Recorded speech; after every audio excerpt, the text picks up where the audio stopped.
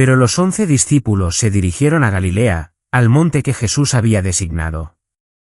Cuando lo vieron, lo adoraron, pero algunos dudaban. Y Jesús se acercó y les habló diciendo: Toda autoridad me ha sido dada en el cielo y en la tierra. Id, por lo tanto, y haced discípulos a todas las naciones, bautizándolos en el nombre del Padre y del Hijo y del Espíritu Santo, enseñándoles a observar todo lo que os he mandado. Y he aquí, estoy con vosotros siempre, hasta el fin del mundo. Oremos. Padre, venimos ante ti esta noche en oración en el nombre de tu Hijo. Como ha sido, Señor, con todos los demás hombres que han predicado aquí en esta conferencia, no tengo ningún deseo de retórica vacía o elocuencia o incluso de mostrar un dominio de alguna disciplina, sino que la palabra de Dios avance. Padre, no tenemos nada. No tenemos nada más que a tu Hijo. Él es nuestra audacia ante ti. Él es nuestra confianza. Él es nuestra esperanza. Padre, tú sabes, así que por favor ayuda. Por el bien de tu Hijo, por el bien de tu Iglesia, por el bien de aquellos que aún no han sido reunidos, por el bien de las generaciones venideras, ayúdanos, oh Señor. Ayúdanos, por favor. En el nombre de Jesús. Amén. Siempre es el mayor privilegio para mí hablar aquí en este lugar. Y en los últimos días, me he reunido con grupos misioneros, tras grupos misioneros, tras grupos misioneros. Y es un honor conocer a los hombres, muchos de los cuales, la mayoría de los cuales han sido enviados desde aquí.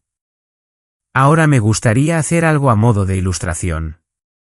Me gustaría que cada misionero se pusiera de pie. Simplemente levántense.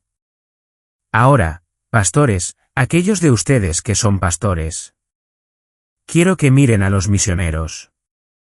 Mírenlos. Misioneros, quiero que miren a los pastores. Mírenlos. Ahora, quieren saber cuál es la diferencia entre aquellos de ustedes que están sentados y aquellos que están de pie. Hay solo una cosa. Ubicación. Ubicación. Por favor, tomen asiento. Ahora, ¿por qué digo eso? Durante las últimas décadas, hemos comprado la mentira de que hay algún tipo de conocimiento misterioso y esotérico con respecto al trabajo misionero. Y todo es una mentira. Todo es un sustituto de sola escritura. Ahora, ¿cómo plantas una iglesia en el campo misionero? De la misma manera que plantas una iglesia aquí en este país. Haces el trabajo de un evangelista. Y aquellos que se convierten, los bautizas en el nombre del Padre, del Hijo y del Espíritu Santo. Y luego das tu vida enseñándoles todo el consejo de Dios. Y luego, según Timoteo 2:2, como pastor, das tu vida para capacitar a hombres calificados como ancianos, y entre esos hombres calificados como ancianos, algunos de ellos irán más allá de tu iglesia para plantar otra iglesia. No. Una nueva iglesia para una nueva generación. No una iglesia diferente para un grupo social diferente para plantar otra iglesia bíblica de igual fe. Ese es el trabajo de las misiones. Y podría sentarme ahora mismo. ¿Y si los misioneros de todo el mundo solo obedecieran eso, transformaría las misiones tal como las conocemos? Puedo decirles que estoy harto y cansado, y nuevamente usaré esta palabra, de esta creencia de que hay algún tipo de conocimiento extraño y esotérico que solo pertenece a los misioneros y cuando salen al campo, deben ser poseedores de este conocimiento para ser usados por Dios. Pero es este mismo conocimiento, si es que se le puede llamar así, lo que ha arruinado la Gran Comisión. Arruinó la Gran Comisión. Alguien me preguntó una vez, cuando estaba en Perú, trabajé mucho en la ciudad de Lima, pero también hacía viajes misioneros hacia las montañas de los Andes y viajes misioneros hacia las selvas y pasé mucho tiempo con una tribu llamada la tribu Agualuna. Algunos de los Agualunas habían tenido más contacto con lo que llamaríamos una civilización contemporánea, pero muchos de ellos estaban muy, muy alejados. Y un hombre me preguntó una vez, ¿cómo predicas el evangelio a un indígena Agualuna? Y dije, no predico el evangelio a un indígena Agualuna. Predico el evangelio a un hombre. Un hombre. Un hombre. Y es por eso que literalmente, cada vez que vengo aquí, cada año, la gente piensa que es un trabajo. ¿Por qué te reúnes con misioneros todo el día y toda la noche? ¿Por qué? Porque simplemente me da el mayor ánimo porque todos ellos dicen lo mismo como si lo hubieran aprendido de memoria. Digo, ¿qué estás haciendo? ¿En el campo misionero? Estoy plantando iglesias a través de la predicación de la palabra de Dios. Y predico la palabra de Dios en la calle y predico la palabra de Dios en el púlpito y predico la palabra de Dios detrás del escritorio del consejero. Y predico la palabra de Dios en la casa y predico la palabra de Dios en el mercado. Esa es la gran comisión. ¿Difícil? No, no difícil. Imposible. Pero esa es la gran comisión. Así que creo que tendría a la mayoría, si no a todos los líderes aquí detrás de mí diciendo, no vengas aquí con todas esas tonterías. Con todas esas estrategias que son tan cambiantes. Este año, tendremos una nueva estrategia misionera. El próximo año, habrá otra, y luego otra, y luego otra. Y todas ellas son solo una excusa lamentable por no obedecer la Escritura. Y ninguna de ellas tiene poder. ¿Ninguna? Son tan débiles como un trapo de cocina. Dame más de muchos de los hombres que conozco aquí que han desechado la armadura de Saúl. La han desechado. Y han tomado las piedras lisas del Evangelio, y enfrentarán a cualquier gigante con ellas. No. Solo he oído decir eso aquí, he visto a muchos de estos hombres que tienen aquí en el campo. No son caballos de carrera. Son aradores. Son sembradores y son segadores. Esa es la gran comisión. Uno de los trabajos misioneros más maravillosos del mundo hoy está en Zambia. Y ahora también se ha trasladado a Kenia y a muchos otros lugares. ¿Y cuál es su secreto? No es ningún secreto. Están haciendo lo mismo que ustedes hombres están haciendo aquí. Se han dedicado a la oración y al ministerio de la palabra. Esa es la gran comisión. Y eso es todo lo que necesitamos. Eso es. Eso es. ¿Ahora? ¿Cuándo?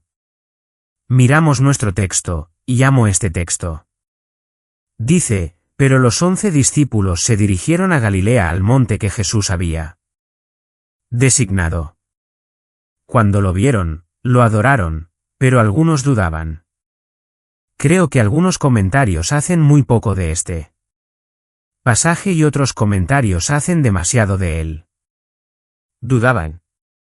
Distaso, estaban dando dobles pasos como Pedro sobre las olas. Pero ¿cuál es la gran verdad que podemos extraer de esto? Eran como nosotros. Ahora, anoten esto. Si no recuerdan nada más de lo que he dicho, nunca ha habido un gran hombre de Dios excepto nuestro Señor y Salvador Jesucristo. Solo hay hombres débiles y lamentables de un Dios poderoso que encuentra algún tipo de deleite en elegir al más débil de la camada. Y en la debilidad de ese débil, hacerlo fuerte. Hacerlo fuerte. De hecho, diría esto. En las Escrituras, en biografías que he leído, y en mi propia vida, y en muchos de los hermanos con quienes a menudo converso, cada prueba, cada montaña, cada gigante, todo lo que se nos presenta que simplemente no podemos superar tiene un diseño específico. Podría decir para debilitarnos, pero vayamos más allá. Para mostrarnos nuestra debilidad. Para vaciarnos de nuestra sabiduría. Para vaciarnos de nuestra fuerza carnal. Para vaciarnos de cualquier don que suponemos que tenemos y para extraer nuestra vida y fuerza de Jesucristo. Oh, mi hermano, tu problema no es que seas demasiado débil, tu problema es que no sabes lo débil que eres. Y para encontrar esa debilidad, vas a ser aplastado. Hombres extraordinarios sufren cosas extraordinarias para que sean debilitados y desamparados.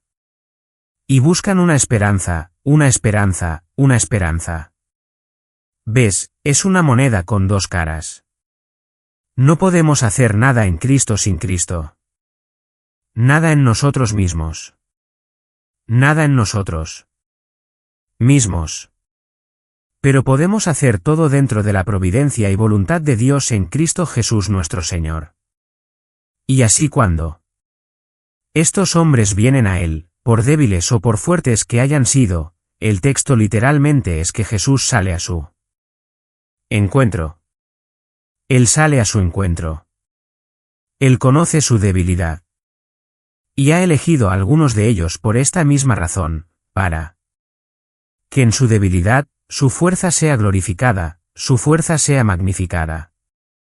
Porque nunca lo olviden, no importa lo que hagamos como predicadores o misioneros o cualquier otra cosa que seamos, no importa si derramamos nuestra sangre como mártires, sepan esto, solo hay un héroe en esta historia.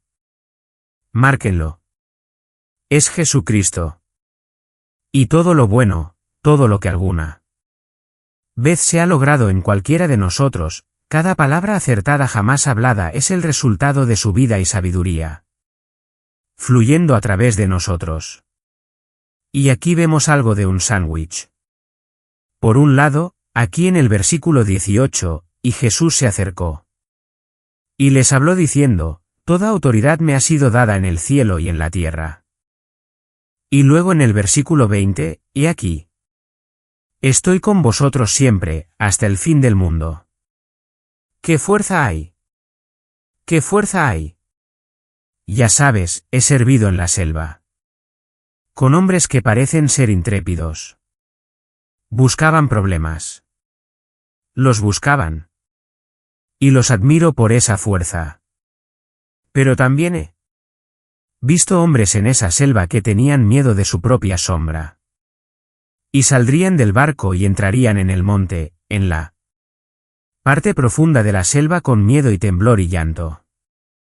Y ellos, los admiraba más.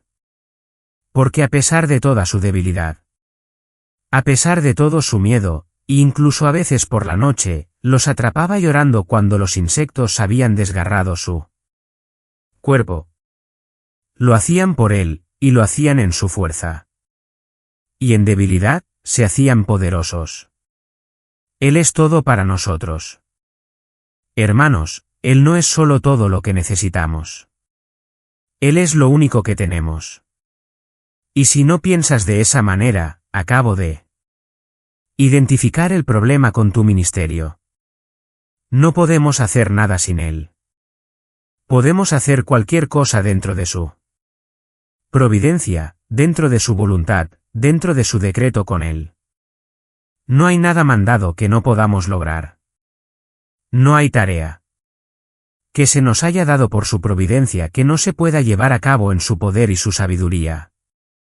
Recuerdo el pasaje en Génesis donde José es sacado de la mazmorra y presentado ante el faraón. Faraón dice, sin tu palabra, ni un dedo, ni un pie, nadie se moverá en Egipto. Oh, pero mi Señor, ascendió y se sentó a la derecha del Padre. Y aparte de su palabra, su decreto, ni un pie, ni un dedo puede venir contra nosotros. Oh, vendrán contra nosotros.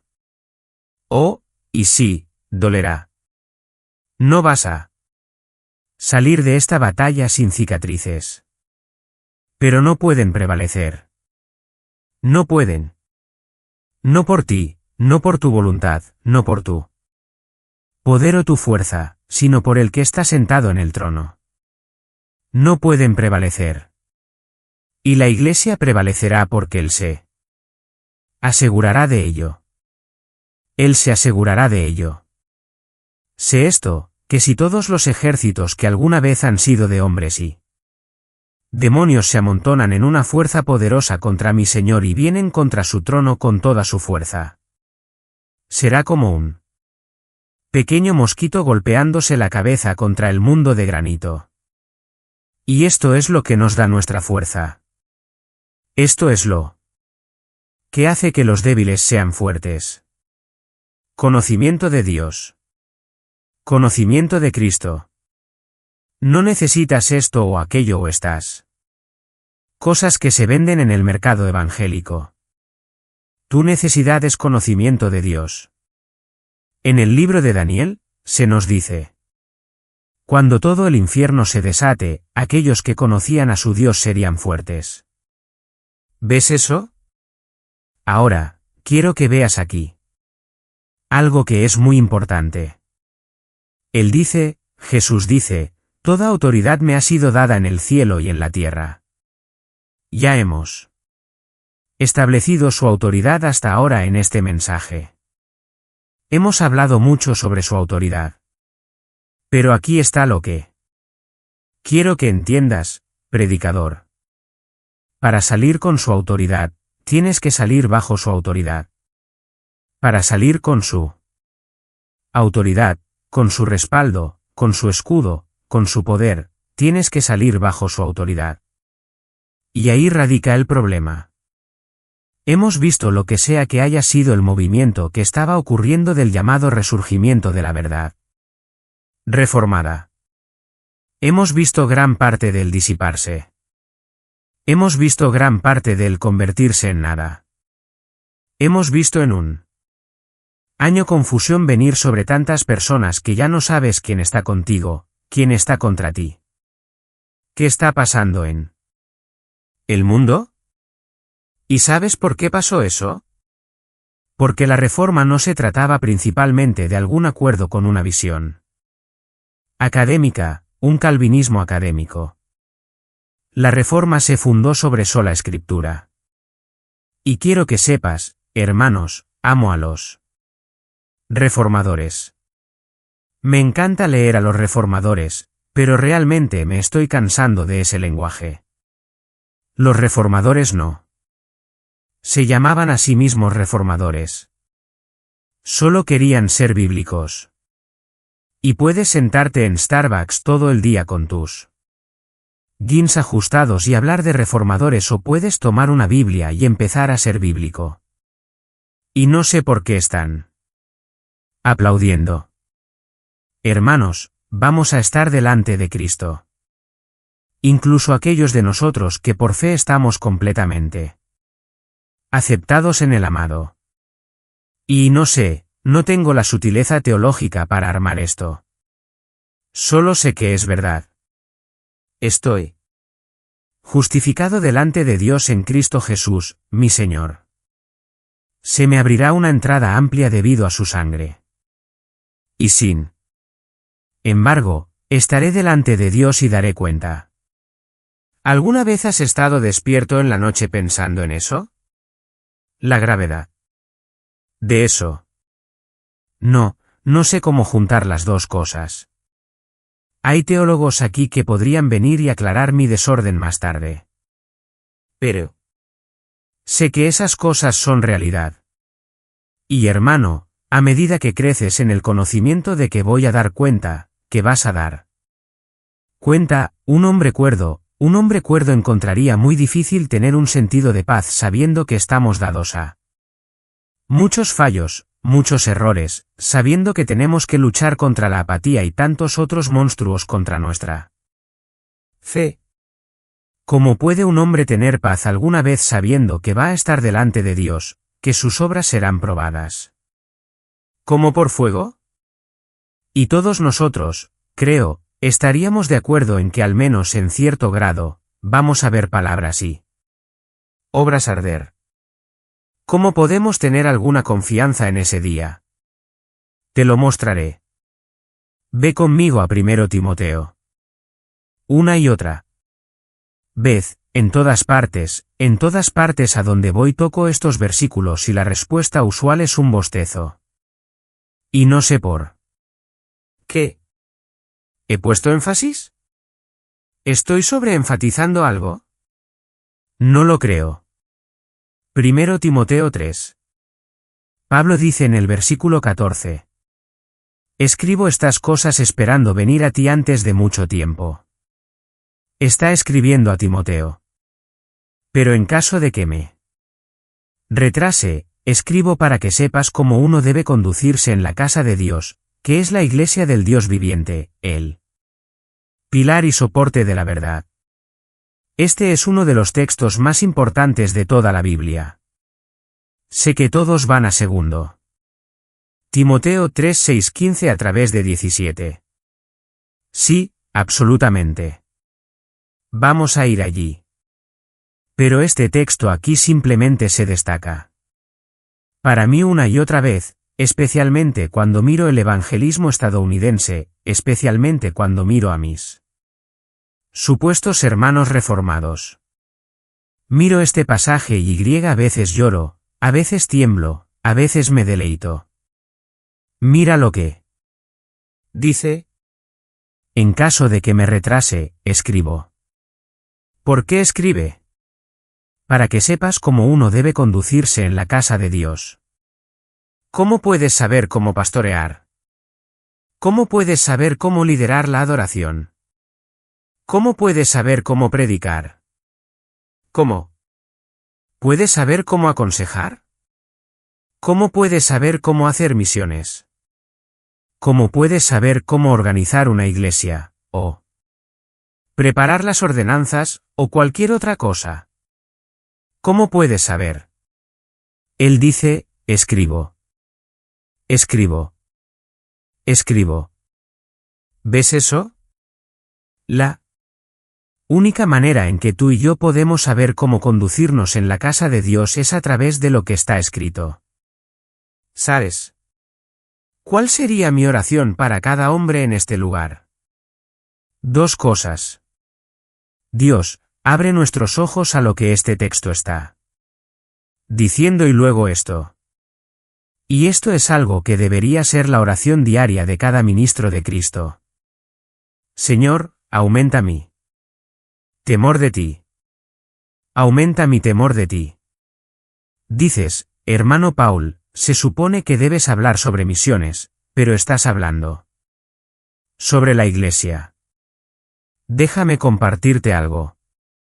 Pondría fin a cada departamento de misionología en cada seminario del mundo. ¿Y sabes qué haría con ese departamento de misionología? Lo pondría bajo eclesiología. Porque las misiones son simplemente la iglesia extendiéndose en la gran comisión. Y el problema con las misiones hoy es que no sabemos cómo conducirnos en la iglesia.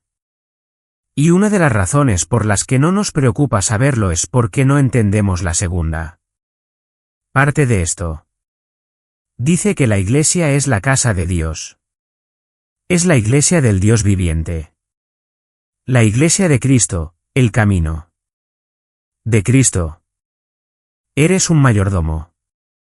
Nada menos que un mayordomo del Dios Altísimo y nada más que un mayordomo del Dios Altísimo. Y como mayordomo, no es tu prerrogativa inventar o esquematizar o diseñar.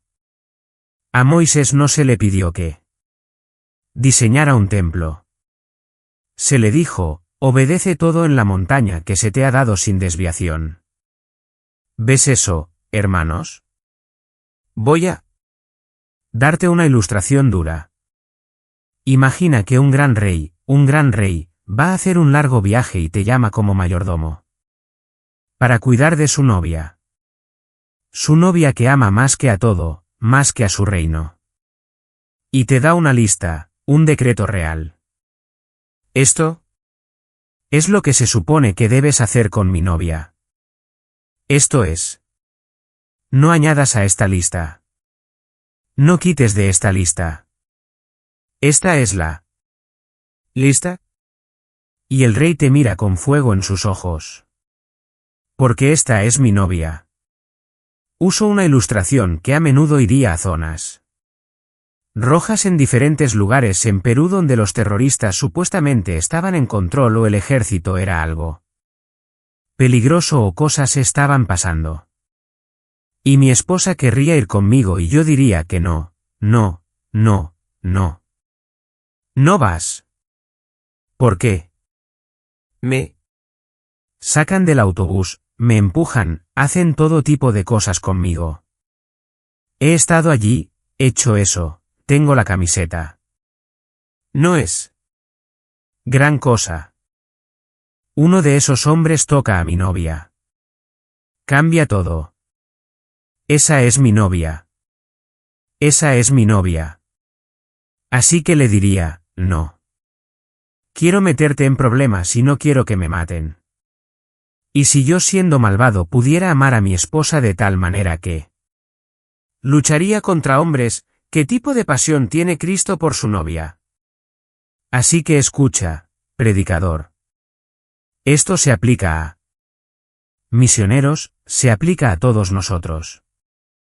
Así que él, este rey, siempre se ha deleitado en su novia. Oh, ella es hermosa. Pero ella es simple.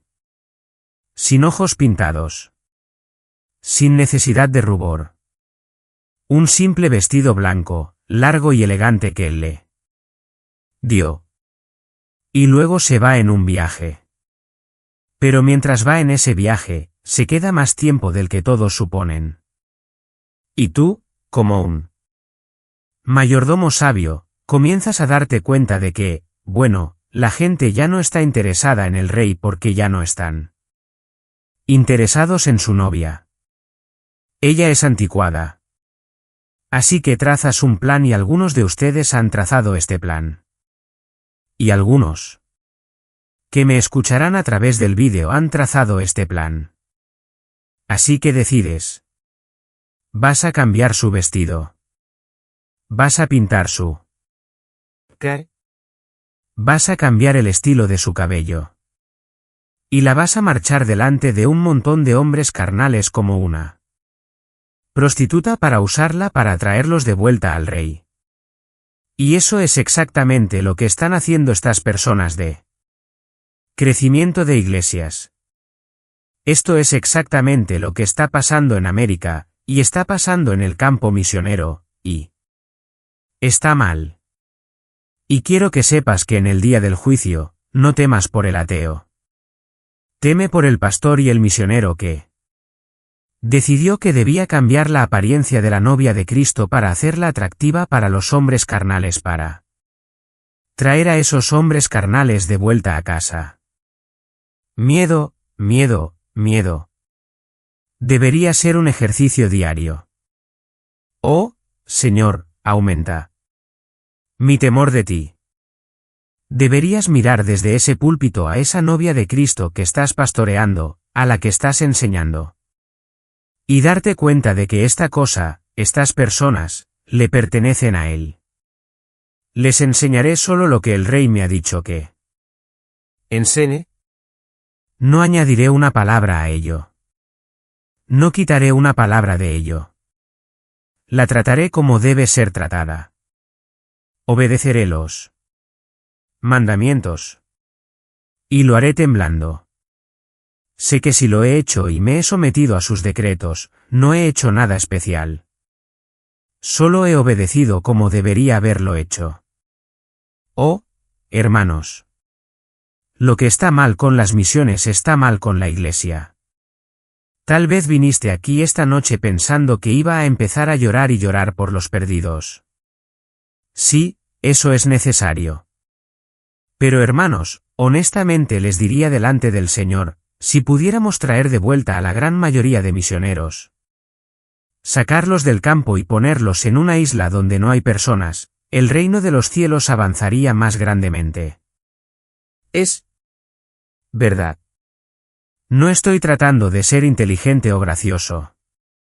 Es solo verdad. Si tomaras todo el cuerpo misionero alrededor del mundo, sería como una taza de dedal de hombres que están dedicados a la proclamación de la palabra, a la oración y a vestir a la novia de Cristo como Él ha mandado que se vista. Oh, hermanos, quiero decirles algo. A veces me subo a este púlpito después, ya sabes, cuando he estado en esta conferencia y me he reunido con tantos misioneros. No me quita poder, no me quita fuerza. Me encontré con tu chico ucraniano. Sí, era Greg. Christian Anderson allá en Alemania. Martín Banton. Me encontré con los croatas hoy. Me encontré con los españoles. Y cada uno de ellos, quiero decir, no hay nada novedoso en ellos. Son tan aburridos como pueden ser porque todos dicen lo mismo. ¿Y cuál es la cosa que dicen? Lo que casi nadie más dice. Estudio la palabra, para vivir la palabra, para predicar la palabra. Así que para salir con su autoridad, tienes que salir bajo su autoridad. Y solo hay un libro inspirado por Dios. Inerrante, sin error. Infalible, incapaz de error. Solo hay un libro. Y es este. A menudo he dicho que cuando le dije a mi pastor cuando era joven que Dios me había llamado a predicar, lo primero que me miró, solo se dio la vuelta y me dijo, muchacho, ¿puedes estar solo? Y pensé que quería decir si era predicador y predicaba la palabra, todos me odiarían y estaría solo. Eso no es lo que quiso decir. Eso se hizo realidad, pero eso no es lo que quiso decir. Quiso decir esto, cuando todos los demás chicos están corriendo en manadas de solteros y haciendo todo tipo de cosas, ¿puedes ser el que se demore con Dios? ¿Qué? Se demore con Él en la palabra de Dios. Que se demore con Él en oración. Que comulgue con Él. Hermanos, no necesitamos estrategias. No necesitamos la idea más nueva de todos estos llamados expertos en misiones. ¿Qué necesitamos? Te diré lo que necesitamos. Necesitamos iglesias bíblicas en América. ¿Qué quiero decir con eso? Necesitamos iglesias bíblicas no solo con predicación expositiva, con vida expositiva. Hombres que no solo predican este libro, sino que conforman sus ministerios, sus vidas y sus iglesias a este libro. Un hombre vino a mí, un hombre muy sincero, hace un tiempo. Y está aprendiendo la verdad y creciendo y está pastoreando. Y vino a mí y me dijo, y ha llegado a un punto donde está muy maduro en su entendimiento, pero su iglesia no es muy madura en su entendimiento. Y dijo, hay tantos hombres jóvenes, tanta gente en mi ciudad que no tiene formación. Quiero comenzar un instituto. Y le dije, no. No, por favor no. Comiences un instituto. Y él dijo, pero hermano Paul, él dice, ya sabes que he aprendido tanto de los hombres que has recomendado y la enseñanza y sabes que mi doctrina en mi vida. Dije, sí hermano, pero tu iglesia no está ahí. Y. Si tienes un instituto y traes a un montón de hombres jóvenes y los capacitas en todas estas verdades, pero tu iglesia misma no está practicando estas verdades, pensarán lo que piensan la mayoría de estos chicos reformados hoy. Esto es solo jerga académica. No tienes que vivirla realmente. No tienes que aplicarla realmente. Pero sí. Sí, hermanos. Sí. Iglesia de Cristo. El camino de Cristo. Iglesia de Cristo. El camino de Cristo. No es el oyente de la palabra. Es el hacedor. Y eso no es solo con sana doctrina. Eso es con estrategia bíblica sólida. Ahora, con el tiempo que me queda, quiero que volvamos a Mateo por un minuto. Jesús dijo, ide. Ahora todos sabemos que es un participio y no el mandamiento principal. El mandamiento principal es hacer discípulos. Pero hermanos, tenemos que ir para hacer discípulos. Tenemos que ir y tenemos que sufrir. Y tenemos que morir. Y tenemos que dar. Tenemos que ir. William Carey le dijo a un grupo de hombres, bajaré a la mina. ¿Pero ustedes hombres sostendrán la cuerda? Y puedo decirles esto, ya sea que bajes a la mina o sostengas la cuerda, para aquellos que bajan, habrá cicatrices en tus manos. ¿Dónde están tus cicatrices? ¿Dónde están tus cicatrices? Cuando estaba en Perú, había varios misioneros muy piadosos y cosas que me acogieron. Les debo mucho. Había uno, bautista fundamentalista independiente por el nombre de Carlton Allen. Y fue uno de los amantes de almas más amables y piadosos que he conocido en mi vida. Él era incluso peor que yo en español. Predicaba, quiero decir que su español era horrible. Pasaba la mayor parte de su tiempo actuándolo. Pero la gente lo amaba. Amaban su amor por las almas. Era solo un modelo para mí. Fue un modelo. Y recuerdo que más tarde tuvo que regresar a los Estados. Y lo visité. Cuando estaba allí en los Estados. Un hombre tan amable.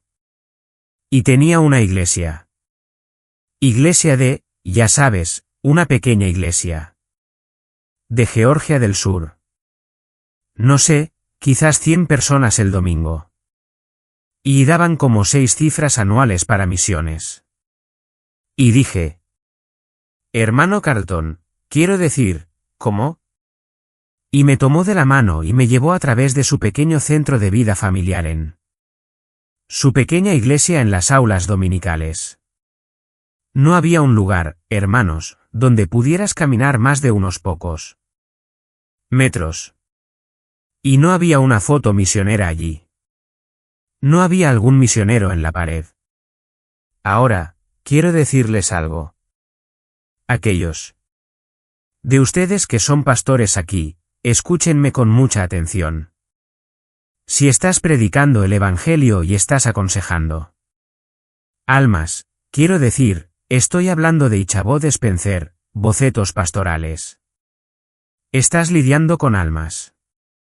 No las tratas como superficiales. Estás lidiando con almas cada vez como un asunto de vida o muerte, cielo, infierno. Entonces, la mayoría de tu iglesia va a ser convertida. Pero escúchenme. Estas personas piadosas, estas personas que son hijos de Dios en tu iglesia, tienen todo tipo de problemas. Tienen problemas familiares. Tienen problemas laborales. Tienen impuestos. Tienen que trabajar. Todo tipo de cosas. Son personas buenas. Pero con todas las cosas corriendo, van a olvidarlas. Misiones. Pastor, es tu trabajo asegurarte de que no lo hagan. Pero que no olviden las misiones. Quiero decir, ponlo en todas partes. Predica sobre misiones. Pon fotos de misioneros en la pared. Ora por misiones. Ponte serio sobre misiones. Tenemos que ir. Todavía hay casi 3,000,000,000 de personas que no han escuchado un evangelio claro. No podemos vivir con eso. Ahora, no podemos caer en el pragmatismo. Solo debemos hacer lo que es bíblico, pero aún así debemos estar más preocupados. Encuentro en el último año, tanta gente está dividiéndose en razas y colores y todo tipo de cosas aquí. En el cuerpo de Cristo, aquí en los Estados Unidos. Sin reconocer que solo hay una raza y es la raza humana. Pero cada uno compitiendo por su gente, esta gente, esa gente. Necesito hablar sobre mi gente. Necesito restitución para mi gente. Necesito protección para mi gente. Necesito esto y necesito esto para mi gente. Lo entiendo. Lo entiendo. Realmente lo hago. ¿Sabes por qué? Porque soy igual. Soy igual. Todo lo que pienso es en mi gente. Todo lo que pienso es en mi gente. Y mi gente está en los Estados Unidos de América. Y están en Sudamérica. Y están en América Central. Y están en Canadá. Y están en cada país de África. Y están en Oriente Medio. Y están en Corea del Norte y Corea del Sur. Son mi gente. Y sí. ¿Quieres saber qué me importa? Me importa Sion. Me importa mi gente. Solía reírme en Perú. Decía, dile a mis amigos. Decía, soy basura de Jesús. Siempre que hay un grupo de personas a quienes nadie más quiere ir, es como si el Señor dijera, lavador, ve allí. Ve a buscar a mi gente. Pero no solo eso, ve a buscar a tu gente. Ve a buscar a tus hermanos. Ve a buscar a tus hermanas, aquellos que aún no han escuchado, son nuestra gente. Alguien vino a mí hace un tiempo, sé. Estaban aprobando algunas leyes en Internet y todas estas cosas diferentes, y estaban preocupados porque el cristianismo se viera obstaculizado en América y todas estas cosas. Y dijeron, Pastor Paul, simplemente no pareces interesado. Dije, porque no lo estoy. ¿Cómo podría importarme menos? Dijeron, ¿por qué? Dije, porque tengo una hermana, la que le cortaron el brazo por una masa de hindúes que atacaron a su esposo. Porque tengo hermanos y hermanas en Corea del Sur que están siendo golpeados y siendo violados. Porque hay gente en Oriente Medio que no ha escuchado. ¿Por qué me importa? ¿Por qué nos importa la cama en la que nos acostamos? ¿Por qué nos importa el dolor en nuestros cuerpos, la desintegración de nuestra fuerza? ¿Por qué nos importa? Todo se irá pronto. Debemos ir. Pero debemos ir bíblicamente. He rechazado muchas conferencias misioneras. ¿Por qué? Porque sé que cuando suba a esa plataforma con 20 expertos en misiones, van a tener 20 ideas diferentes de lo que es un misionero. Y sé que van a decirle a un montón de adolescentes que necesitan salir de la escuela ahora mismo y correr al campo. Y sé que voy a tener que estar allí. Decir por favor no, por favor no, por favor no.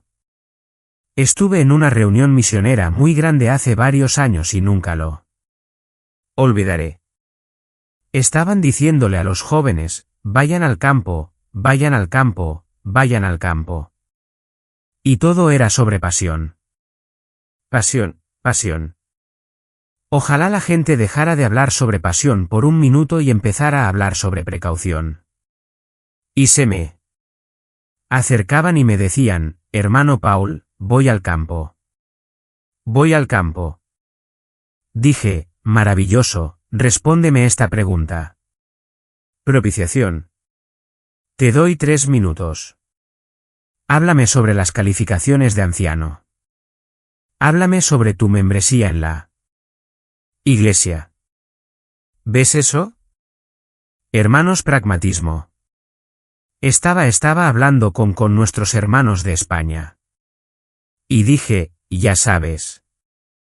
Pragmatismos como una culebra. Y en cuanto lo ves, tienes que cortarle la cabeza. Córtala. ¿Cómo cuándo? Steve Lawson fue a zombie y tuvo que matar a una serpiente a golpes con su zapato. Haz eso. Si no has oído esa historia, deja que te la cuente. El pragmatismo es solo la criada del liberalismo. Y puedes tener la actitud supuestamente conservadora más sincera, pero el pragmatismo no es más que liberalismo vestido con otro vestido. Y es dudar de Dios y es dudar de la palabra de Dios. ¿Qué necesitamos? ¿Qué necesitamos? Déjame compartirte algo. Alguien vino a mi pastor, uno de nuestros ancianos, Anthony Matenia, y dijo esto: ¿crees que las misiones son principalmente el trabajo de la iglesia local? Y el pastor Anthony dijo, oh no, no. No creo eso. No creemos eso aquí, que es principalmente el trabajo de la iglesia local. Creemos que es exclusivamente el trabajo de la iglesia local. Ahora, eso no significa que no podamos tener institutos y seminarios.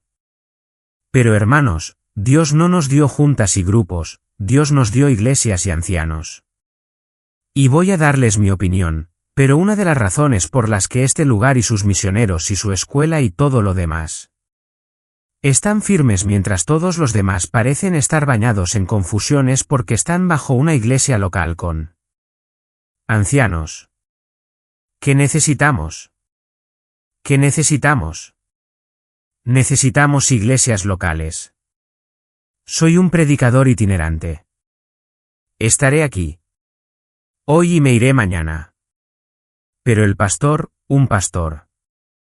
Ahora eso es algo bastante especial. Si tuviera tiempo, podría ir contigo a través del libro de Hechos y podría mostrarte que hay una transición en el libro de Hechos. Son apóstoles. Apóstoles, y luego de repente un anciano. Apóstoles, apóstol, anciano, anciano. Cuando llegamos al Concilio de Jerusalén, ¿qué vemos? Vemos apóstoles, pero ¿qué más vemos? Ancianos. Y luego Pablo el apóstol, quiero decir, apóstol.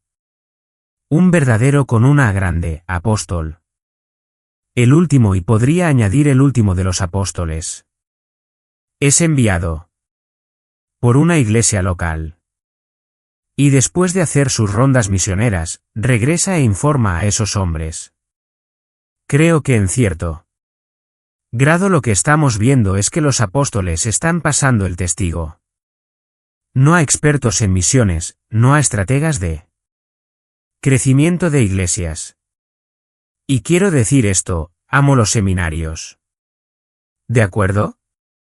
Los profesores de seminario son absolutamente esenciales, pero no lo entregaron a un seminario. Entregaron el testigo a los ancianos de las iglesias. Estos ancianos, cuando un joven se levanta, nutrirán a ese hombre. En el contexto de la iglesia local, pueden llamar como tienes aquí, a un seminario, a una universidad. No se desprenden de esos hombres porque es la iglesia, son los ancianos los que son responsables. Y cuando esos hombres salen, esos hombres son vigilados, cuidados, responsabilizados por la iglesia que los envió. Ahora, hay algunas obras inusuales de Dios, como vimos con Charles Spurgeon que, creo, vemos aquí. Es muy grande. Y sin embargo, ¿cuál es la fuerza de este lugar? Son los ancianos. Los ancianos que deben cumplir con calificaciones no negociables. Y luego esos hombres, 2 Timoteo 2:2, junto con... Sí, colegios bíblicos, seminarios, esos hombres dan sus vidas para criar a hombres jóvenes. Y no los entregan a nadie. Son sus hijos. Y cuando están calificados como ancianos, esos hombres se quedan en esa iglesia y trabajan o salen. Pueden salir al otro lado de la ciudad. Pueden salir al otro lado del estado. Pueden salir al otro lado del país. Puede salir alrededor del mundo. Misioneros. Ya sabes, yo he enseñado muchas veces con grupos misioneros y hoy hablaré sobre cómo los misioneros deben ser calificados como ancianos. Y la gente dice, no, esos son solo ancianos. Y dije, oh. Malinterpretas el pasaje. Esas calificaciones, Pablo simplemente está describiendo a un cristiano maduro y luego está diciendo que los ancianos deben ser cristianos maduros. Deben serlo. Es innegociable. Vamos a enviar a alguien alrededor del mundo a un grupo de personas para plantarla la primera iglesia allí que no esté calificado como anciano. ¿En serio? ¿Eso es lo que vamos a hacer? Absolutamente no. Enviamos a nuestros mejores hombres para comenzar esas obras. Para que el árbol baje bien, sus raíces sean fuertes y su fruto sea vida. Y cuando ustedes, pastores, escúchenme de nuevo, podríamos usar una gran dosis del temor del Señor. Cuando veo a veces el tipo de hombres que son ordenados tan rápidamente, me aterra. No solo por esos hombres que son ordenados, sino por los pastores tontos que los ordenan. Recuerden, si la raíz es podrida, el árbol y su fruto serán podridos. ¿Y entonces, qué tenemos? ¿Hombres? Debemos ir. Debemos salir con su autoridad, bajo su autoridad. ¿Cuál es el epicentro de las misiones mundiales? La iglesia local. ¿Quiénes son los líderes de las misiones mundiales? Ancianos. ¿Ves eso? Y otra cosa, una de las cosas más maravillosas de conocer a los últimos 2 días, he hecho una pregunta a varios de los muchachos y todos han respondido de la misma manera. Digo, saben hermanos, cuando vayan al extranjero, van a poner esos institutos bíblicos ahí fuera para capacitar a hombres jóvenes, asegúrense de que eso nunca tenga prioridad sobre plantar una iglesia bíblica. Porque ese instituto no significará mucho si no hay una iglesia real viviéndolo. Y cada uno de ellos dijo: hermano, estás predicando al coro. De hecho, después de hablar con Christian Anderson y Martin Mann, siempre dije, no voy a predicar. Solo los haré subir aquí. Hermanos, somos hombres de iglesia. Hombres de iglesia. Sí. Y hacemos misiones mundiales como iglesia. Y sí, como iglesias podemos unirnos. Pero sepan esto, la unidad nunca se basa en una misión común. Ahí es donde todas estas denominaciones se equivocan y es una pendiente resbaladiza y pronto caerán en él. Liberalismo y la política. Las misiones nunca pueden ser el factor unificador entre los creyentes. No. Misiones, algo mucho más alto, verdad. Verdad bien definida. No solo usando la terminología, sino definiendo lo que queremos decir. Un Cristo definido. Ahora, quiero decir algo muy importante en mi última cosa aquí. Él dijo, id, por lo tanto, y haced discípulos de todas las naciones, bautizándolos en el nombre del Padre y del Hijo y del Espíritu Santo. Ahora, vemos esto, ya sabes, Él puso aquí bautizándolos en el nombre del Padre, del Hijo y del Espíritu Santo. Y parece que a muchos que lo que está haciendo es darnos una fórmula para el bautismo. No. Esta es teología profunda. Y esta es teología que es crucial para el campo misionero. Predicamos a un Dios muy específico, muy definido que se ha revelado en las Escrituras como Padre, Hijo y Espíritu Santo. Y la única manera de ser parte de la familia de Dios es abrazando todas las doctrinas que están entrelazadas en esta fórmula bautismal con respecto al Padre, al Hijo y al Espíritu Santo. Hermanos, amo a los musulmanes. Los amo. Oro por ellos, pero no son mis primos. No son mi familia cercana. Su fe no está relacionada con la mía. Su fe no es algún escalón que Dios les dio para alcanzar la fe que predico. No lo es. Y si amo a estas personas, musulmanes, budistas, toda clase de personas en el planeta, si los amo, les predicaré una doctrina muy definida, una redención muy definida, un Dios muy definido. Hermanos, todas estas traducciones, todas estas cosas que están pasando que son simplemente podredumbre, y todas ellas se hacen de alguna manera con esperanzas. Es como si algún comité de niños de Ayudemos a Dios se hubiera reunido. ¿No es suficiente lección Israel para ti? Cada vez que Israel buscaba ayudar a Dios, ¿qué pasaba? Derrota. Y cada vez que se mantenían sobre la palabra de Dios, debemos predicar el Evangelio, no un evangelio. Y no predico un evangelio a un grupo y otro evangelio a otro, porque todos los hombres son iguales, el Dios que predico es el mismo, y el evangelio que necesitan es el mismo. ¿Ves eso? Recuerdo hace años. Estábamos en Rumanía, Conrad y Bewe y yo.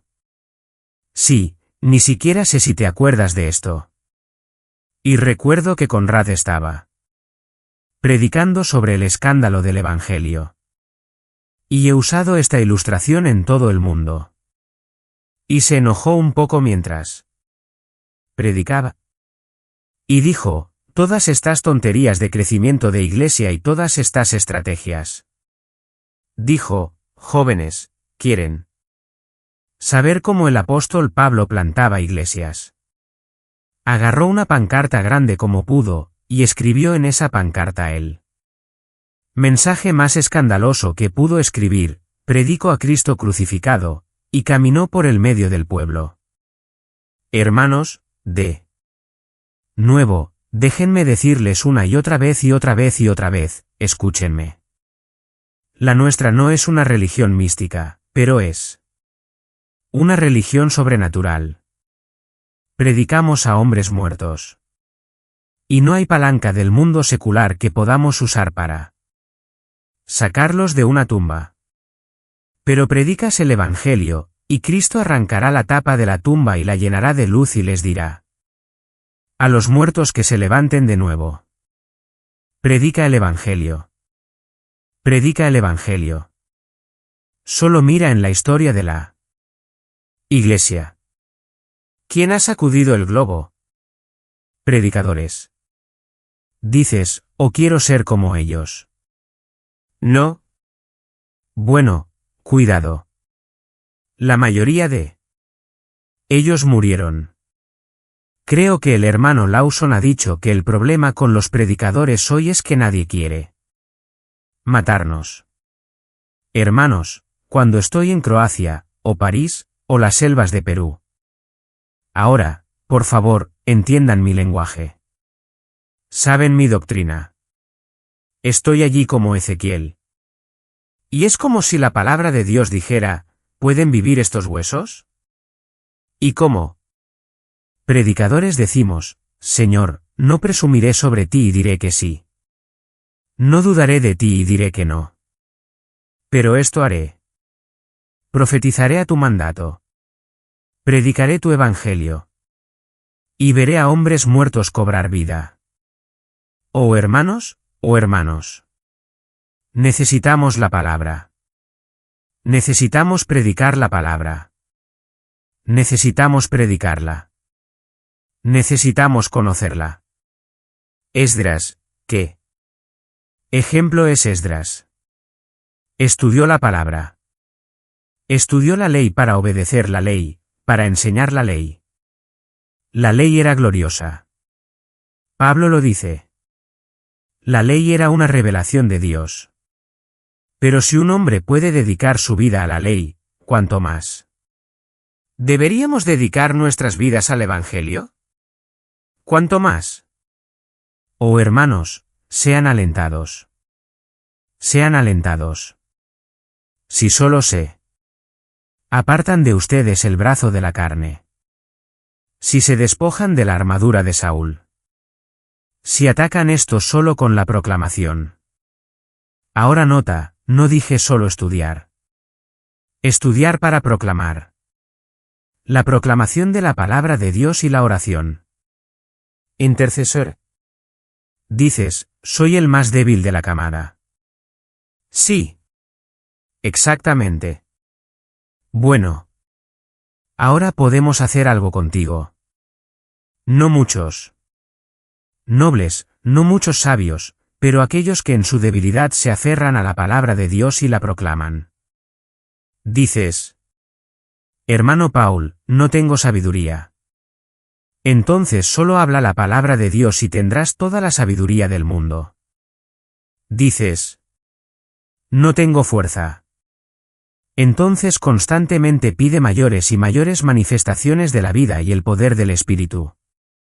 No para hacer alguna tontería como un evangelista de televisión, sino para caminar en santidad y proclamar el Evangelio con claridad.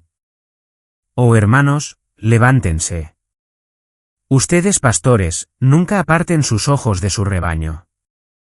Nunca se enamoren tanto de las misiones que olviden que su responsabilidad principal es su rebaño. Pero lideren a su rebaño en misiones. Lideren a su rebaño en misiones. Ahora voy a decir una última cosa y me voy porque digo esto casi cada vez que me reúno con jóvenes misioneros. Y hay muchos misioneros y misioneros aspirantes. Y siempre les hago esta pregunta a los misioneros, pastor. Esta es una buena pregunta para ti también. Dije, entonces, ¿qué planeas hacer en el campo misionero? Y dijeron, bueno. Planeo predicar la palabra de Dios y orar y plantar una iglesia y luego desde esa iglesia plantar otras iglesias. ¿Ese es tu plan? Dicen, sí. Dije, no. ¿Qué quieres decir con no? Ahora escucha, esto es matizado, pero es importante. ¿Por qué les digo que no?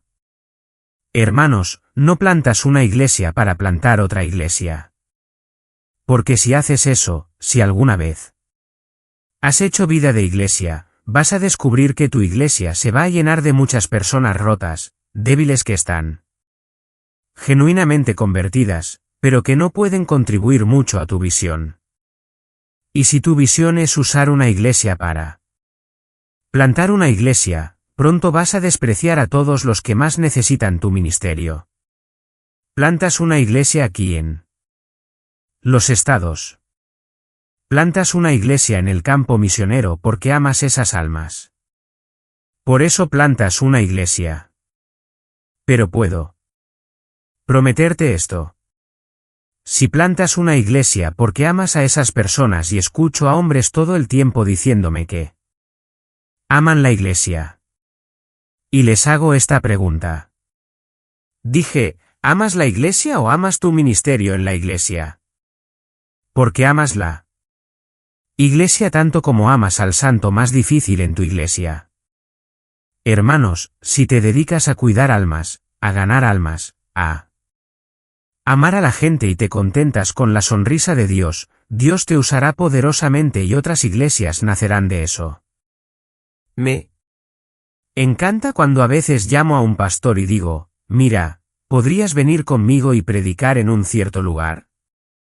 Me encantaría, pero he dejado demasiado este año. Y mi gente me necesita y yo los necesito. ¿Sabes, Paul? Ellos son mi corazón. Amo las misiones, pero ellos son mi corazón, Paul. No usamos a la gente de Dios para hacer la obra de Dios. La gente de Dios es el objetivo de la obra de Dios. Derrámate. Hermanos, es un gran privilegio estar aquí. Realmente lo es. Predicar. Pero esto no es la marca de la aprobación de Dios. Alguien hizo una pregunta teológica filosófica una vez. ¿Por qué plantaría Dios la rosa más hermosa que jamás haya hecho en un bosque donde ningún hombre jamás caminó? ¿Cómo? ¿Glorificaría esa rosa a Dios o traería gloria a Dios? Glorifica a Dios porque aunque ningún hombre la vea, Dios la ve. Estás buscando su sonrisa, su aprobación, su aprobación. Estás buscando a Él. Y que la gracia de Dios te prospere en todas las cosas según la voluntad de Dios, hermanos. ¿De acuerdo? Dios te bendiga, es un honor estar aquí. Compartir este mensaje con ustedes, y espero que sea de bendición para sus vidas y ministerios. Ahora, permítanme hacerles una pregunta que a menudo planteo en estas reuniones: ¿qué es lo más importante que debemos recordar como siervos de Dios?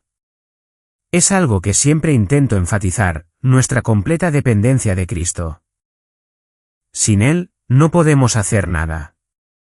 Recuerden, hermanos, que somos vasijas de barro diseñadas para mostrar la gloria suprema de nuestro Señor.